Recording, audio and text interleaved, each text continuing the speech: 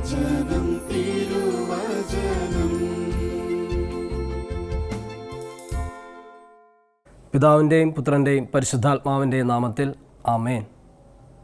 നമുക്ക് വേണ്ടി കുർബാനയായ സ്നേഹത്തെ പ്രതി നമ്മോടൊപ്പം എന്നുമായിരിക്കുന്ന കർത്താവിൻ്റെ ധന്യനാമത്തിൽ നിങ്ങൾക്കേവർക്കും കൃപയും സമാധാനവും ആശംസിക്കുകയാണ്, നേരുകയാണ്. ക്രിസ്തുവിൽ ഏറെ സ്നേഹം നിറഞ്ഞ മാതാപിതാക്കളെ, യുവജന സുഹൃത്തുക്കളെ, പ്രിയ അനുജന്മാരെ, അനുജത്തിമാരെ, നമ്മളിന്ന് ചിന്തിക്കാനായിട്ട് പരിശ്രമിക്കുന്നത് വിശുദ്ധ കുർബാനയെക്കുറിച്ചാണ്. നമുക്കൊരു നിമിഷം കണ്ണുകളടച്ച് നമ്മെ തന്നെ ഈശോയുടെ കരങ്ങളിലേക്ക് സമർപ്പിക്കാം. തുടർന്ന് നമ്മൾ ചിന്തിക്കാൻ പോകുന്ന കാര്യങ്ങൾ, പങ്കുവയ്ക്കാൻ പോകുന്ന കാര്യങ്ങൾ ദൈവാത്മാവിനാൽ ബോധ്യപ്പെടുത്തി തന്ന്, അത് മനസ്സിലാക്കി തന്ന് സംസാരിക്കുന്ന എന്നെയും കേൾക്കുന്ന നിങ്ങൾ ഓരോരുത്തരെയും പരിശുദ്ധാത്മാവിൻ്റെ ശക്തിയാൽ നിറയ്ക്കണമേ. നമുക്ക് പ്രാർത്ഥിക്കാം. അമ്മ മാതാവേ, തുറന്നുള്ള ഞങ്ങൾ ഓരോ ശുശ്രൂഷകളെയും അമ്മ ഞങ്ങൾക്ക് വേണ്ടി പ്രത്യേകം മധ്യസ്ഥം വഹിക്കണമേ. നന്മ നിറഞ്ഞ മറിയമേ സ്വസ്തി, കർത്താവ് അങ്ങയുടെ കൂടെ സ്ത്രീകളിൽ അങ്ങ് അനുഗ്രഹിക്കപ്പെട്ടവളാകുന്നു. അങ്ങയുടെ ഉദരത്തിൻ ഫലമായി ഈശോ അനുഗ്രഹിക്കപ്പെട്ടവനാകുന്നു. പരിശുദ്ധ മറിയമേ, തമ്പുരാൻ്റെ അമ്മേ, പാപികളായ ഞങ്ങൾക്ക് വേണ്ടി ഇപ്പോഴും ഞങ്ങളുടെ മരണസമയത്തും തമ്പുരാനോട് അപേക്ഷിക്കണമേ. ആമേൻ. നമ്മളിന്ന് ചിന്തിക്കാൻ പരിശ്രമിക്കുകയാണ് വിശുദ്ധ കുർബാനയെക്കുറിച്ച്. നമ്മുടെ ജീവിതത്തിൽ, നമ്മുടെ വ്യക്തിപരമായ നമ്മുടെ ജീവിതത്തിൽ വിശുദ്ധ കുർബാനയ്ക്ക് നമ്മൾ എന്തോരം പ്രാധാന്യം കൊടുക്കുന്നുണ്ട്. നമ്മോടൊപ്പം ആയിരിക്കാൻ വേണ്ടി സ്നേഹത്തിൻ്റെ ശാശ്വത സ്മാരകമായി കർത്താവായ ഈശോ മിശിഹ സ്ഥാപിച്ച വിശുദ്ധ കുർബാന. നമ്മുടെ തിരക്ക് പിടിച്ച ജീവിതങ്ങൾക്കിടയിൽ എന്തിനൊക്കെയോ വേണ്ടിയിട്ട് നമ്മൾ ഓടുന്ന ഓട്ടപ്പാച്ചിലുകൾക്കിടയിൽ നമ്മുടെ സമയത്തിൻ്റെ പേരിൽ, നമ്മുടെ മക്കളുടെ വിദ്യാഭ്യാസത്തിൻ്റെ പേരിൽ നമ്മൾ മാറ്റിവെക്കുന്ന വിശുദ്ധ കുർബാന. ഈ വിശുദ്ധ കുർബാനയ്ക്ക് വേണ്ടി ഈശോ കൊടുത്തിരിക്കുന്ന വില അത് വളരെ വലുതാണ്. അത് നമുക്ക് കാണാൻ സാധിക്കുന്നത് വിശുദ്ധ ലൂക്കായുടെ സുവിശേഷത്തിലാണ്. വിശുദ്ധ ലൂക്ക എഴുതിയ സുവിശേഷം 22-ാം അധ്യായം 15-ാം വാക്യം. അവിടെ ഇപ്രകാരം നമ്മൾ വായിക്കുന്നു: അവൻ അവരോട് പറഞ്ഞു, പീഡ അനുഭവിക്കുന്നതിന് മുമ്പ് നിങ്ങളോട് കൂടെ ഈ പെസഹ ഭക്ഷിക്കുന്നതിന് ഞാൻ അത്യധികം ആഗ്രഹിച്ചു. ഈശോ പറയുകയാണ്, പെസഹ നിങ്ങളോടൊപ്പം ഭക്ഷിക്കുന്നതിന് ഞാൻ അത്യധികം ആഗ്രഹിച്ചു. ഞാൻ ആഗ്രഹിച്ചു എന്നല്ല, ഞാൻ അത്യധികം ആഗ്രഹിച്ചു. അതായത് ഈശോ വളരെ വില കൊടുത്തിരിക്കുകയാണ് അതിന്. നമുക്കറിയാം, ഈശോയുടെ 12 ശിഷ്യന്മാരിൽ ഒരാൾ ഈശോയെ ഒറ്റിക്കൊടുക്കുമെന്ന് കർത്താവിന് അറിയാമായിരുന്നു. അതുകൊണ്ട് തന്നെയാണ് അവിടുന്ന് പെസഹ ആചരിക്കുന്നത് എവിടെയാണെന്ന് തൻ്റെ ശിഷ്യന്മാർക്ക് മുൻകൂട്ടി പറഞ്ഞു കൊടുത്തില്ല. കാരണം വിശുദ്ധ കുർബാന സ്ഥാപിക്കുവാനായിട്ട്, സ്നേഹത്തിൻ്റെ ശാശ്വത സ്മാരകമായ വിശുദ്ധ കുർബാന സ്ഥാപിക്കുവാനായിട്ട് ഒരു പക്ഷേ തൻ്റെ ശിഷ്യന്മാരിൽ ഒരാൾ തന്നെ നേരത്തെ ഒറ്റിക്കൊടുത്താൽ താൻ ബന്ധിക്കപ്പെടുമെന്നും പടയാളികളുടെ കയ്യിൽ ഏൽപ്പിക്കപ്പെടുമെന്നും ക്രിസ്തുവിന് ഒരു ബോധ്യമുണ്ടായിരുന്നു. അതുകൊണ്ട് അവൻ തൻ്റെ ശിഷ്യന്മാരോട് ഇങ്ങനെയാണ് പറഞ്ഞത്: നിങ്ങളൊരു ദേശത്തേക്ക് പോവുക, അവിടെ നിങ്ങൾ ഈ കാണുന്ന സൂചനകൾ കാണും, അടയാളങ്ങൾ കാണും. ഇന്ന സ്ഥലത്ത്, ആ സ്ഥലം നിങ്ങൾ കണ്ടെത്തുമ്പോൾ അവിടെ നമ്മൾ പെസഹ ആചരിക്കും. അവിടെ ശിഷ്യന്മാർ എത്തിക്കഴിയുമ്പോഴാണ് ഈ സ്ഥലത്താണ് പെസഹ ഭക്ഷിക്കുന്നത്, അല്ലെങ്കിൽ പെസഹ ആചരിക്കുന്നതെന്ന് ശിഷ്യന്മാർ അറിയുന്നത്. അപ്രകാരം കർത്താവ് വില കൊടുത്ത്, കർത്താവ് വളരെ പ്ലാൻ ചെയ്ത് പദ്ധതി പ്രകാരം എന്നും നമ്മോടൊപ്പം ആയിരിക്കാനായിട്ട് അവിടുന്ന് വിശുദ്ധ കുർബാന സ്ഥാപിച്ചു. കത്തോലിക്ക സഭയുടെ മതബോധന ഗ്രന്ഥം കാറ്റക്കിസം ഓഫ് കാത്തലിക് ചർച്ചിൽ നമ്മൾ ഇപ്രകാരം പഠിപ്പിക്കുന്നുണ്ട്. അവിടുത്തെ 1337-ാം ഖണ്ഡികയിലാണ് നമ്മൾ വിശുദ്ധ കുർബാനയുടെ സ്ഥാപനത്തെ പറ്റി പറയുന്നത്. അവിടെ ഇപ്രകാരമാണ് പറയുന്നത്: കർത്താവ് തനിക്ക് സ്വന്തമായിട്ടുള്ളവരെ സ്നേഹിച്ചു, അവസാനം വരെ സ്നേഹിച്ചു. ഈ ലോകം വിട്ട് തൻ്റെ പിതാവിൻ്റെ പക്കലേക്ക് പോകാനുള്ള സമയമായെന്ന് അറിഞ്ഞുകൊണ്ട് ഭക്ഷണ സമയത്ത് അവിടുന്ന് അവരുടെ പാദങ്ങൾ കഴുകുകയും സ്നേഹത്തിൻ്റെ കൽപ്പന അവർക്ക് നൽകുകയും ചെയ്തു. അവർക്ക് ഈ സ്നേഹത്തിൻ്റെ ആചാരം നൽകുന്നതിനും തൻ്റെ സ്വന്തമായിട്ടുള്ളവരിൽ നിന്ന് ഒരിക്കലും വേർപെടാതിരിക്കുന്നതിനും അവരെ തൻ്റെ പെസഹായിൽ പങ്കുകാരാക്കുന്നതിനും വേണ്ടി തൻ്റെ മരണത്തിൻ്റെയും ഉത്ഥാനത്തിൻ്റെയും സ്മാരകമായി അവിടുന്ന് കുർബാന സ്ഥാപിച്ചു. അവിടെ 3 കാര്യങ്ങൾ നമ്മൾ കാണുന്നുണ്ട്. തൻ്റെ സ്വന്തമായിട്ടുള്ളവരിൽ നിന്ന് ഒരിക്കലും വേർപെടാതിരിക്കാൻ വേണ്ടിയിട്ട്, തൻ്റെ പെസഹായിൽ അവരെ പങ്കുകാരാക്കാൻ വേണ്ടിയിട്ട്, മരണത്തിൻ്റെയും ഉത്ഥാനത്തിൻ്റെയും സ്മാരകമായിട്ട് ഈശോ വിശുദ്ധ കുർബാന സ്ഥാപിച്ചത് ഈ പറയുന്ന ലക്ഷ്യങ്ങളോട് കൂടെയാണ്. അവിടുന്ന് ദാസൻ്റെയും ശിഷ്യൻ്റെയും മാതൃക അനുസരിച്ചല്ല വിശുദ്ധ കുർബാന സ്ഥാപിച്ചത്. എന്നും നമ്മോടൊപ്പം ആയിരിക്കാനായിട്ട്, നമ്മോട് ഒപ്പം ചേർന്ന് അനുദിന ജീവിതത്തിലൂടെ നമ്മളുടെ അടുത്തേക്ക് ഈശോ വരാൻ ആഗ്രഹിച്ചാണ് വിശുദ്ധ കുർബാനയായത്. പക്ഷേ നമ്മൾ ആ ഒരു അവസ്ഥ മനസ്സിലാക്കുന്നുണ്ടോ? ഇത്തരണത്തിൽ ഒരു ബാലനായ വിശുദ്ധനെക്കുറിച്ച് ഓർത്തുപോവുകയാണ്. ഡയക്ലീഷ്യൻ ചക്രവർത്തിയുടെ മതപീഡനം നടക്കുന്ന കാലഘട്ടത്തിൽ ജീവിച്ചു വളർന്ന ഒരു ബാലനായ വിശുദ്ധൻ, വിശുദ്ധ ടാർസിസിയൂസ്. വിശുദ്ധ ടാർസിസിയൂസിൻ്റെ ജീവിതം ഇപ്രകാരമായിരുന്നു. അവൻ്റെ ജനന സമയത്ത്, അല്ലെങ്കിൽ അവൻ വളരുന്ന സമയത്ത് അവിടെ മതപീഡനം നടക്കുകയാണ്. ഒരു 20ഓളം ക്രിസ്ത്യാനികളെ അവർ ദൈവത്തിലുള്ള വിശ്വാസം കണ്ട് ആ ചക്രവർത്തി, അവിടെയുള്ള മതപീഡനം നടത്തിക്കൊണ്ടിരിക്കുന്ന ചക്രവർത്തി അവരെ അറസ്റ്റ് ചെയ്ത് ക്രിസ്തുവിലുള്ള വിശ്വാസം ഉപേക്ഷിക്കാനായിട്ട് പറയുമ്പോൾ അവരത് നിഷേധിക്കുകയും ക്രിസ്തുവിലുള്ള വിശ്വാസം ഏറ്റുപറയുകയും ചെയ്തപ്പോൾ അവരെ വന്യമൃഗങ്ങൾക്ക് ഇട്ടുകൊടുക്കാനായിട്ട് രാജാവ് കൽപ്പന പുറപ്പെടുവിക്കുകയാണ്. ഈ സമയം അവിടെയുള്ള പുരോഹിത ശ്രേഷ്ഠൻ അവിടെയുള്ള ദേവാലയത്തിൽ വെച്ച് പറയുകയാണ്, അവർ മരിക്കുന്നതിന് മുമ്പ് അവരെ കുർബാന കാണിക്കണം, കുർബാന കണ്ട് ആരാധിച്ച് അവർ മരിക്കട്ടെ എന്നുള്ള രീതിയിൽ ഒരു ആജ്ഞ പുറപ്പിച്ച് അല്ലെങ്കിൽ ഒരു ആഗ്രഹം പ്രകടിപ്പിക്കുകയാണ്. എന്നിട്ട് ആ പുരോഹിത ശ്രേഷ്ഠൻ അവരോട് ചോദിക്കുകയാണ്, ഈ കാര്യത്തിന് വേണ്ടി ആര് ഈ സാഹസത്തിന് മുതിരും? ഈ സമയം ആ ദേവാലയത്തിലുണ്ടായിരുന്ന ഈ ബാലനായ ടാർസിസിയൂസ് മുട്ടുമേൽ നിന്ന് ഈ പുരോഹിത ശ്രേഷ്ഠനോട് പറയുകയാണ്, ആ ഭാഗ്യം എനിക്ക് തന്നാലും. ആ സമയം ഈ പുരോഹിത ശ്രേഷ്ഠൻ പറയുന്നുണ്ട്, ഇത്രയും സാഹസ്യമായ, ഇത്രയും റിസ്ക് പിടിച്ച് ഈ കാര്യം ചെയ്യാനായിട്ട് നിൻ്റെ ബാല്യത്തിന്, നിൻ്റെ പ്രായത്തിന് അതിനുള്ള പക്വത പോരാ, ഇത് ഇത്തിരി പ്രശ്നമുള്ള കാര്യമാണെന്നൊക്കെ പറയുമ്പോൾ ഈ ബാലൻ പറയുന്നുണ്ട്, എൻ്റെ ബാല്യമാണ് എൻ്റെ ഭാഗ്യം, ആരും എന്നെ സംശയിക്കില്ല, ഈ കാര്യത്തിനായിട്ട് അങ്ങ് എന്നെ നിയോഗിച്ചാലും. അവനോട് ദിവ്യകാരണത്തോടുള്ള ബഹുമാനം കണ്ടിട്ട്, ദൈവത്തോടുള്ള അവൻ്റെ വിശ്വാസം കണ്ടിട്ട്, അവൻ്റെ ധൈര്യം കണ്ടിട്ട് ഈ പുരോഹിത ശ്രേഷ്ഠൻ ഒരു ചെപ്പിൽ ഈശോയുടെ വിശുദ്ധ കുർബാന അടക്കം ചെയ്ത് അത് അവൻ്റെ കൈ കൊടുത്തിട്ട് പറഞ്ഞു, ഇതാണ് ഏറ്റവും വലിയ നിധി, നിൻ്റെ ജീവൻ പോയാലും ഇത് നീ നഷ്ടപ്പെടുത്തരുതെന്ന് പറഞ്ഞിട്ട് ഈ കുർബാന ആ ബാലൻ്റെ കയ്യിൽ കൊടുത്തു വിടുകയാണ്. ആ ബാലൻ അതുമായിട്ട് പുറത്തേക്ക് ഇറങ്ങുമ്പോഴത്തേക്കും ധാരാളം പേര് അവനെ പല രീതിയിൽ ആക്രമിക്കാനും അവൻ്റെ നേരെ ബഹളം വയ്ക്കാനും ഒക്കെ വന്നു. ആ സമയത്തൊക്കെ അവൻ നെഞ്ചോട് ചേർത്ത് പിടിച്ച് ഈ കുർബാനയെ അവൻ്റെ ജീവന് തുല്യമായിട്ട് പിടിച്ചു വെച്ചുകൊണ്ടിരിക്കുകയാണ്. ആ സമയത്ത് ഒരു നിരീശ്വരവാദിയായ ഒരു വ്യക്തി വന്നിട്ട് ഇതെന്താണെന്ന് ചോദിച്ചുകൊണ്ട് അവനെ ഉപദ്രവിക്കാൻ തുടങ്ങിയപ്പോൾ അവൻ പറഞ്ഞു, ഇത് ഞങ്ങളുടെ ഈശോയാണ്. ആ സമയം ആ നിരീശ്വരവാദി പറയുന്നത് ക്രിസ്ത്യാനികളുടെ ദൈവം എന്ന് പറഞ്ഞ് പരിഹസിച്ചുകൊണ്ട് അത് തട്ടിപ്പറിക്കാനായിട്ട് ശ്രമിക്കുമ്പോൾ ഇവൻ സ്വന്തം ജീവൻ കൊടുത്തും ആ വിശുദ്ധ കുർബാനയെ സംരക്ഷിക്കാനായിട്ട് പരിശ്രമിക്കുകയാണ്. ആ സമയം ആ നിരീശ്വരവാദിയുടെ മുഷ്ടി കൊണ്ട് അവൻ്റെ തലയ്ക്ക് അടിയേൽക്കുകയും ക്ഷതമേൽക്കുകയും അവൻ അബോധാവസ്ഥയിലേക്ക് പോവുകയും ചെയ്യുകയാണ്. ആ ജീവൻ നഷ്ടപ്പെടുന്ന ആ സമയത്തും ആ ബാലൻ തൻ്റെ നെഞ്ചോട് വിശുദ്ധ കുർബാനയെ ചേർത്ത് പിടിച്ചിട്ടുണ്ടായിരുന്നു. ആ സമയം അവിടെ വന്ന ഒരു ക്രൈസ്തവ സൈന്യാധിപൻ ആ പ്രശ്നം പരിഹരിച്ച് ആ പയ്യനെയും കൊണ്ട്, ആ വിശുദ്ധനായ ആ ബാലനെയും കൊണ്ട് തൻ്റെ ക്യാമ്പിലേക്ക് പോകാൻ ഒരുങ്ങുമ്പോൾ ആ വിശുദ്ധ കുർബാന ആ സൈനികൻ്റെ കയ്യിൽ കൊടുത്തിട്ട് സുരക്ഷിതമായി ഏൽപ്പിച്ചിട്ട് ആ ബാലൻ മരിക്കുകയാണ്. വിശുദ്ധ കുർബാന ജീവിത അവസാനം വരെ നെഞ്ചോട് ചേർത്ത് പിടിച്ച ഒരു ബാലനായ വിശുദ്ധൻ. ഇപ്പോൾ നമ്മൾ ഓർക്കും, ഇതൊക്കെ പണ്ട് കാലത്ത് നടന്നതല്ലേ, ഇത്രയും പഴയ കാലത്തെ കാര്യങ്ങൾ ആ സമയത്ത് അങ്ങനെയൊക്കെ ഉണ്ടായിക്കൊണ്ടിരിക്കാം, ചിലപ്പോൾ ഇതൊക്കെ പറഞ്ഞ് വരുത്തിയതായിരിക്കാം. ഇങ്ങനെ പല കാര്യങ്ങൾ നമ്മൾ പറയുമ്പോൾ നമ്മുടെ ഈ കാലഘട്ടത്തിൽ ഈ 2022 വിശുദ്ധ കുർബാനയ്ക്ക് വേണ്ടി ജീവിച്ച് കടന്നുപോയ ആൾക്കാർ നമ്മുടെ മുന്നിൽ ദീപമായിട്ട് ഉയർന്നു നിൽക്കുന്നുണ്ട് എന്നുള്ളൊരു വസ്തുതയാണ്. നമുക്കറിയാം, വരാപ്പുഴ രൂപതയിൽപ്പെട്ട ഒരു പെൺകുട്ടി തേവര കോളേജിൽ പഠിച്ചുകൊണ്ടിരിക്കുമ്പോൾ തന്നെ അവിടെ പഠിപ്പിക്കാനായിട്ട് അവസരം കിട്ടുന്ന ഒരു ടീച്ചർ കോച്ച്, ഈശോ കൊച്ച് എന്നുള്ള രീതിയിൽ ഇന്ന് ലോകം മുഴുവനും അവളെ കാണുകയാണ്. അജ്ന എന്ന് പറയുന്ന ഒരു ജീസസ് യൂത്ത്, ഞാനും ഒരു ജീസസ് യൂത്താണ്. ശരിക്കും ഞങ്ങളൊക്കെ അഭിമാനിക്കുകയാണ്, അജ്നനെ പോലുള്ള ഒരു പെൺകുട്ടി ജീവിച്ച ഈ കാലഘട്ടത്തിൽ നല്ല ദൈവമേ ഞങ്ങൾക്കും ജീവിക്കാനായിട്ട് നീ അവസരം തന്നല്ലോ എന്ന്. അവൾ പഠിച്ചുകൊണ്ടിരിക്കുമ്പോൾ തന്നെ അവൾക്ക് പഠിപ്പിക്കാനായിട്ട് അവസരം കിട്ടുന്നു. ആ അപ്പോയിൻമെൻറ്റ് ഓർഡർ കിട്ടുന്ന ദിവസം തന്നെ അവൾക്ക് ബയോപ്സി റിപ്പോർട്ടും വരുന്നു, അവൾക്ക് ക്യാൻസർ ആണെന്ന്. 1, 2, 3 5ഓളം ക്യാൻസർ ഒരു മുഖത്തിൽ തന്നെ അവൾക്ക് വരുമ്പോൾ എത്രത്തോളം സഹനങ്ങളാണ് അവളെ കാത്തിരിക്കുന്നത്, എത്രത്തോളം പീഡനങ്ങളും വേദനകളുമാണ് അവൾ സഹിച്ചത്. ആ സമയത്തൊന്നും ഈശോയെ മാറ്റി നിർത്താതെ, ഈശോയുടെ ദിവ്യകാരുണ്യം സ്വീകരിക്കാതെ അവൾ നിന്നിട്ടില്ല. എത്ര വില കൊടുത്തും അവൾ വിശുദ്ധ കുർബാന സ്വീകരിച്ചിരുന്നു. ജീവിതത്തിൽ ഒരു ദിവസം പോലും വിശുദ്ധ കുർബാന അവൾ മുടക്കിയിട്ടില്ല. നമ്മളൊന്ന് ചിന്തിച്ച് നോക്കുക, ICUവിൽ മരണത്തെ മുഖാമുഖം കണ്ടു കിടക്കുമ്പോഴും അവൾ ICUവിൽ ഈശോയെ വേണമെന്ന് വാശി പിടിച്ചു. അവളുടെ വാശി കണ്ടിട്ട് അവളുടെ ഇടവകയിലെ വികാരിയച്ചന്മാർ അവൾക്ക് കുർബാനയുമായി ICUവിൽ ചെന്നു.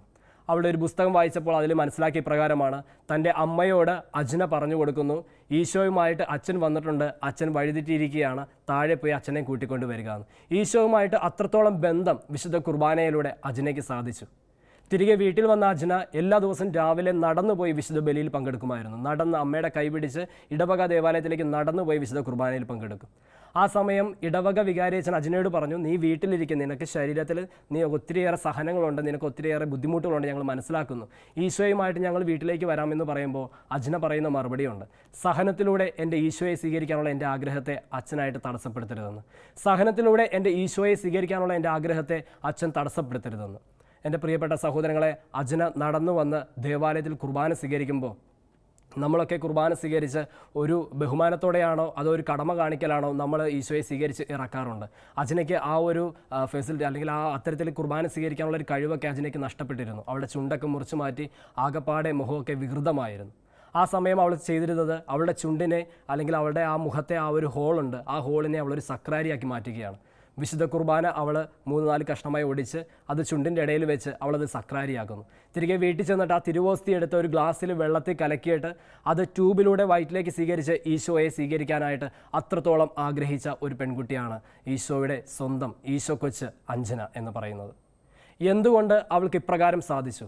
കത്തോലിക്ക തിരുസഭ, നമ്മുടെ കത്തോലിക്ക തിരുസഭ ഒരിക്കലും വാശി പിടിക്കുന്നില്ല എല്ലാ ദിവസവും നിങ്ങൾ പോയി കുർബാന സ്വീകരിക്കണമെന്ന്. എത്ര അസുഖമാണെങ്കിലും എത്ര വയ്യായികയാണെങ്കിലും നിങ്ങൾ എല്ലാ ദിവസവും കുർബാന സ്വീകരിക്കണമെന്ന് കത്തോലിക്ക തിരുസഭ നമ്മളോട് വാശി പിടിക്കുന്നില്ല, നമ്മളെ പഠിപ്പിക്കുന്നില്ല. ആണ്ടിൽ ഒരിക്കലെങ്കിലും കുമ്പസാരിക്കുകയും പെസഹ കാലത്ത് വിശുദ്ധ കുർബാന കൈക്കൊള്ളുകയും ചെയ്യണമെന്ന് സഭ നമ്മളെ പഠിപ്പിക്കുമ്പോൾ എന്തുകൊണ്ട് ഈ പെൺകുട്ടി ഇത്രയും സഹിച്ച് ഈശോയെ സ്വീകരിക്കുന്നു? അവിടെയാണ് നമ്മൾ മനസ്സിലാക്കേണ്ടത്. നമ്മുടെ ആദ്യ കുർബാന സ്വീകരണത്തിലൂടെ കത്തോലിക്ക തിരുസഭ നമുക്ക് നൽകുന്ന ഒരു അവകാശമുണ്ട്, കത്തോലിക്ക തിരുസഭ നമുക്ക് നൽകുന്ന ഒരു അധികാരമുണ്ട്. എല്ലാ ദിവസവും നമ്മുടെ ദേവാലയങ്ങളിൽ പോയി വിശുദ്ധ ബലിയിൽ പങ്കെടുത്ത് ഈശോയെ ഭക്ഷിക്കാനും ഈശോയെ പാനം ചെയ്യാനുള്ള അവകാശം ആദ്യ കുർബാന സ്വീകരണത്തിലൂടെ ഓരോ ക്രൈസ്തവനും ലഭിക്കുകയാണ്. നമുക്കും ലഭിച്ചിട്ടുണ്ട്, അജ്നയ്ക്കും ലഭിച്ചിട്ടുണ്ട്. എന്തുകൊണ്ട് നമ്മൾ അജ്നനെ പോലെ ചിന്തിക്കുന്നില്ല? ഈശോയാണ് എൻ്റെ ജീവിതത്തിലെ ഏറ്റവും പ്രധാനപ്പെട്ടത് എന്ന് എന്തുകൊണ്ട് നമ്മൾ ചിന്തിക്കുന്നില്ല? അസുഖമായിക്കോട്ടെ, നമ്മുടെ പഠനമായിക്കോട്ടെ, നമ്മുടെ ജീവിതത്തിലെ എന്ത് അവസ്ഥയുമായിക്കോട്ടെ, വിശുദ്ധ കുർബാന ഒഴിച്ചുള്ള ഒരു ജീവിതം എനിക്ക് ഇല്ല എന്ന് എന്തുകൊണ്ട് നമ്മൾ ചിന്തിക്കുന്നില്ല?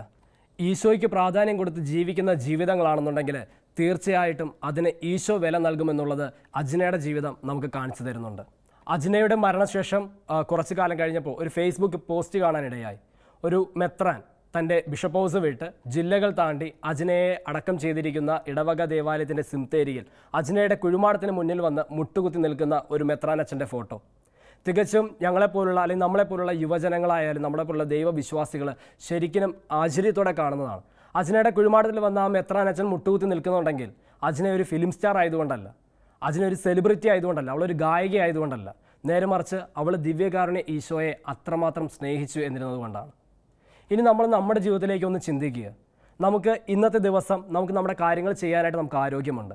നമുക്ക് നമ്മുടെ സ്കൂളിൽ പോകാനാണെങ്കിലും കോളേജുകളിൽ പോകാനാണെങ്കിലും നമ്മുടെ ജോലികൾ ചെയ്യാനാണെങ്കിലും നമ്മുടെ ജോലി സ്ഥലത്ത് പോകാനാണെങ്കിലും കൂട്ടുകാരത്ത് അടിച്ചു പൊളിക്കാനാണെന്നുണ്ടെങ്കിലും നമ്മുടെ കുടുംബത്തിലുള്ള പല പരിപാടികളിൽ പങ്കെടുക്കാനാണെങ്കിലും നമുക്ക് ആവശ്യത്തിനും അനാവശ്യത്തിനും സംസാരിക്കാനാണെങ്കിലും നമുക്ക് എല്ലാത്തിനും സമയമുണ്ട്, നമുക്കതിനുള്ള കഴിവുകളുണ്ട്. നാളത്തെ ഒരു ദിവസം എൻ്റെ ജീവിതത്തിൽ എന്ത് സംഭവിക്കുമെന്ന് നമുക്കറിയില്ല. ഈശോയ്ക്ക് വേണ്ടി സംസാരിച്ച് ഈശോയ്ക്ക് വേണ്ടി അനേകം ആത്മാക്കളെ നേടിക്കൊണ്ട് നല്ല ഹാപ്പി ആയിട്ട് നടന്നുകൊണ്ടിരുന്ന അജ്നയ്ക്ക് പിറ്റേ ദിവസം ഒരു ദിവസം ബയോപ്സി റിപ്പോർട്ട് വന്നപ്പോഴാണ് അവൾക്ക് ക്യാൻസർ ആണെന്ന് അവൾ അറിഞ്ഞത്. അതുവരെ അവൾക്ക് അതിനെപ്പറ്റി യാതൊരുവിധ ചിന്തയും ഉണ്ടായിരുന്നില്ല. ഇതേപോലെയാണ് നമ്മുടെ ഓരോരുത്തരുടെയും ജീവിതം. നമ്മുടെ ജീവിതത്തിൽ നാളെ എന്താണ് സംഭവിക്കുന്നതെന്ന് നമുക്ക് ആർക്കും ഒരു നിശ്ചയമില്ല. പക്ഷേ ഇന്ന് എനിക്കിതിന് സാധിക്കുമായിരുന്നു, ഇന്ന് എനിക്ക് എൻ്റെ ഇടവക ദേവാലയത്തിൽ പോകാൻ സാധിക്കുമായിരുന്നു, അതിനുള്ള നടക്കാനുള്ള കഴിവ് എനിക്കുണ്ടായിരുന്നു, എനിക്ക് അവിടെ പോയി നിന്ന് ദൈവത്തെ സ്തുതിക്കാനുള്ള നാവ് എനിക്കുണ്ടായിരുന്നു, സംസാരിക്കാനുള്ള കഴിവ് എനിക്കുണ്ടായിരുന്നു, ഈശോയെ നാവിൽ വെച്ച് ഇറക്കാനായിട്ടുള്ള ആ ഒരു അനുഗ്രഹം ദൈവം എനിക്ക് തന്നിട്ടുണ്ടായിരുന്നു. പക്ഷേ ഞാൻ എൻ്റെ സമയത്തിൻ്റെ പേരിൽ, എൻ്റെ ജോലിയുടെ പേരിൽ ഞാൻ വേണ്ടാന്ന് വെച്ചത് ഈ വിശുദ്ധ കുർബാനയാണ്. നമുക്ക് വേണ്ടി, എനിക്ക് വേണ്ടി വിശുദ്ധ കുർബാനയായ കർത്താവിനെയാണ് നമ്മൾ വേണ്ട എന്ന് വയ്ക്കുന്നത്. ആ സക്രാരിയിൽ ഇരിക്കുന്ന ഈശോ നമ്മളെ കാത്തിരിക്കുകയാണ്. ഓരോ ദിവസവും നമ്മുടെ മുന്നിൽ വന്ന് നിന്നിട്ട് പറയുന്നുണ്ട്, നിന്നെ കാണാനായിട്ട് ഞാൻ ആഗ്രഹിച്ചിരിക്കുകയാണ്. വിശുദ്ധ പീറ്റർ ജൂലിയാൻ്റെ വാക്ക് ഇപ്രകാരമാണ്: സ്വർഗത്തിലേക്ക് ദിവ്യവിരുന്നിന് പോകുന്നത് പോലെ നിങ്ങളുടെ ആരാധനയ്ക്ക് നിങ്ങൾ പോകുവിൻ. നിന്നോട് തന്നെ നീ പറയുക, അവിടുന്ന് എന്നെ ക്ഷണിച്ചിരിക്കുന്നു, അവിടുന്ന് എന്നെ കാത്തിരിക്കുകയാണ്, അവിടുന്ന് എന്നെ കാണാൻ ആഗ്രഹിക്കുന്നു. ഓരോ ദിവസവും ഈ വാക്കുകൾ നമ്മോട് തന്നെ നമ്മൾ പറയണം. നമ്മുടെ ഇടവക ദേവാലയത്തിൽ, നമ്മുടെ സക്രാരിയിൽ എഴുന്നള്ളിയിരിക്കുന്ന ഈശോ ഓരോ ദിവസവും എന്നെ വിളിക്കുന്നുണ്ട്. അവിടുന്ന് എന്നെ കാണാൻ കാത്തിരിക്കുകയാണ്, അവിടുന്ന് എന്നെ കാണാനായിട്ട് വെമ്പൽ കൊണ്ടിരിക്കുകയാണ്. അവിടുന്ന് എന്നെ കാണാനും എൻ്റെ ഉള്ളിലേക്ക് ഇറങ്ങി വരുവാനുമായിട്ടാണ് ഒരു വെളുത്ത ഓസ്തി കഷ്ണമായിട്ട്, ഒരു ചെറിയ അപ്പമായിട്ട് ഈ സക്രാരിക്കുള്ളിലായിരിക്കുന്നത്. അത് പോയി വാങ്ങി ഭക്ഷിക്കാനും ഈശോയുടെ തിരുരക്തം വാങ്ങി പാനം ചെയ്യുവാനും അവകാശം ലഭിച്ചിട്ടും അധികാരം ലഭിച്ചിട്ടും അതിനുള്ള സാഹചര്യം ലഭിച്ചിട്ടും നമ്മൾ എത്ര പേരാണ് വിശുദ്ധ കുർബാനയ്ക്ക് പ്രാധാന്യം കൊടുക്കുന്നത്? നമ്മുടെ ചുറ്റുപാട് നോക്കിക്കഴിഞ്ഞാൽ നമ്മുടെ ഇടവക ദേവാലയത്തെ ചുറ്റിപ്പറ്റി കുറഞ്ഞതൊരു 4-5 മറ്റു ദേവാലയങ്ങളുണ്ടാകും.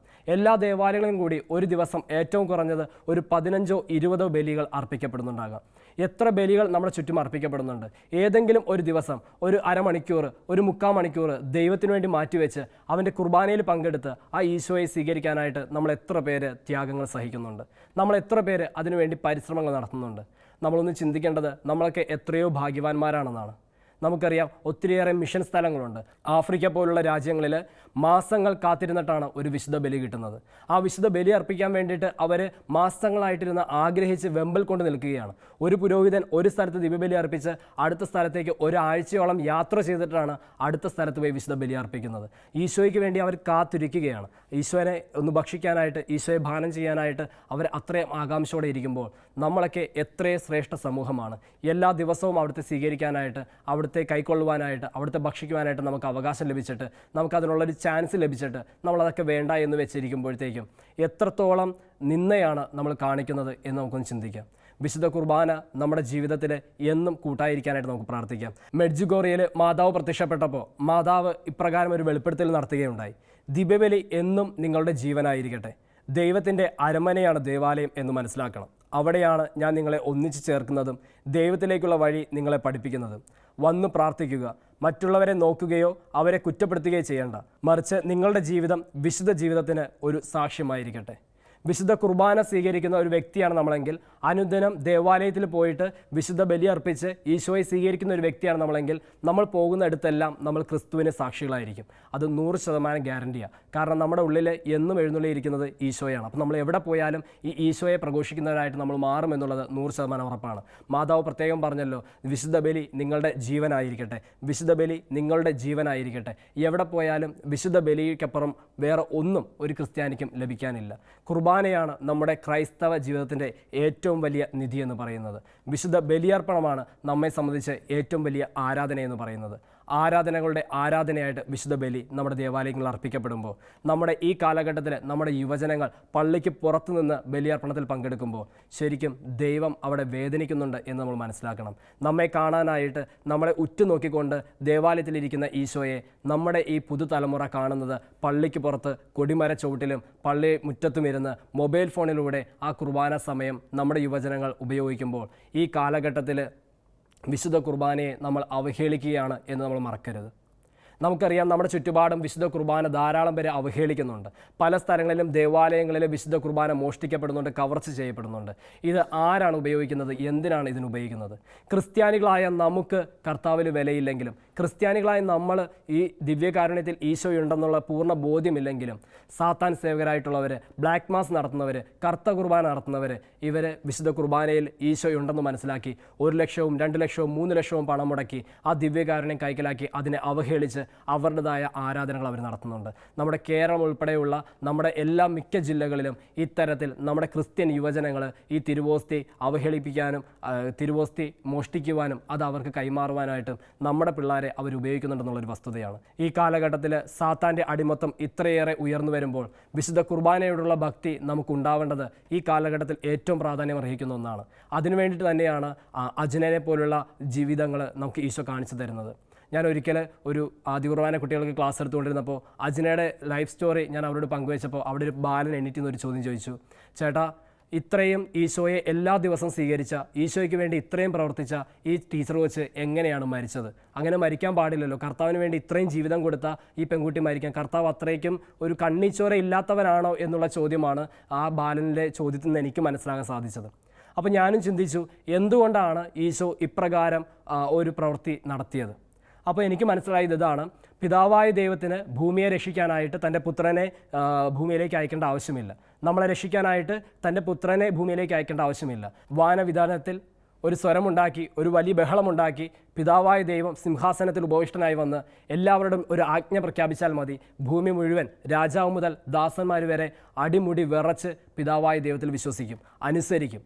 പക്ഷേ പിതാവായ ദൈവം ചെയ്തത് തൻ്റെ പുത്രനെ ഭൂമിയിലേക്ക് അയച്ചു.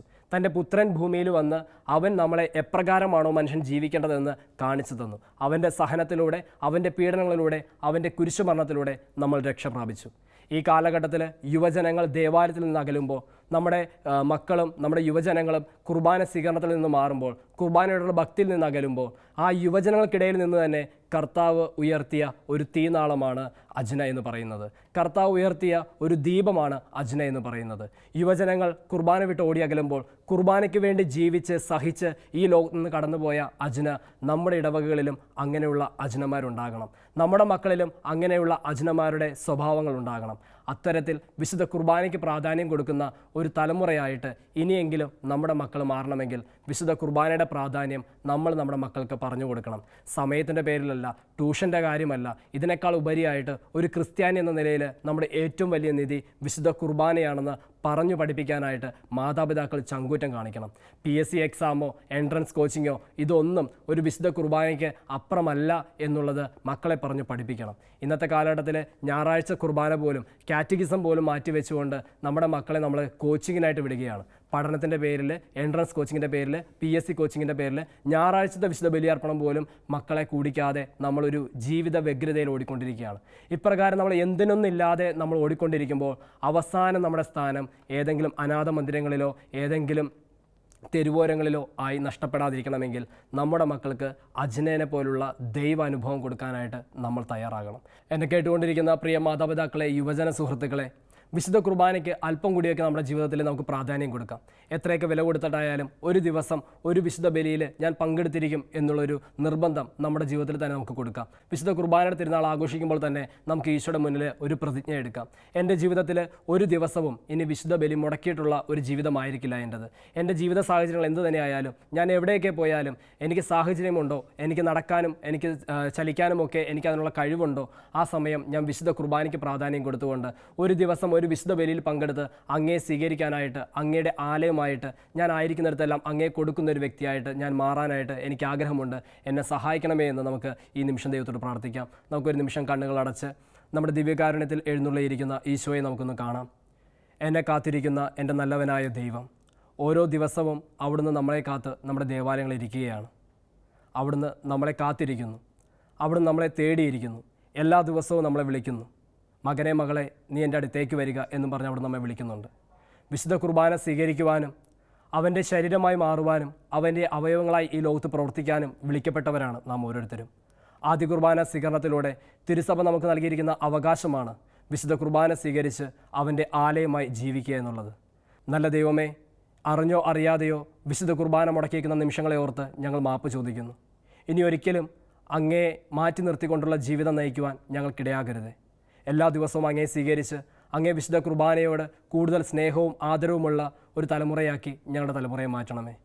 നമുക്കൊരുമിച്ച് പരിശുദ്ധ അമ്മയുടെ മധ്യസ്ഥം യാചിച്ച് പ്രാർത്ഥിക്കാം.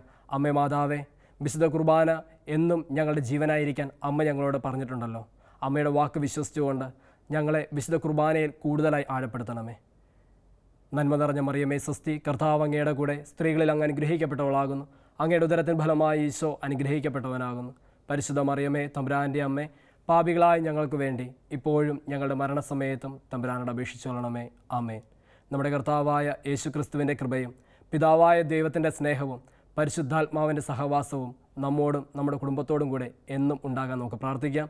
നിത്യം പിതാവിൻ്റെയും പുത്രൻ്റെയും പരിശുദ്ധാത്മാവിൻ്റെയും നാമത്തിൽ. ആമേൻ.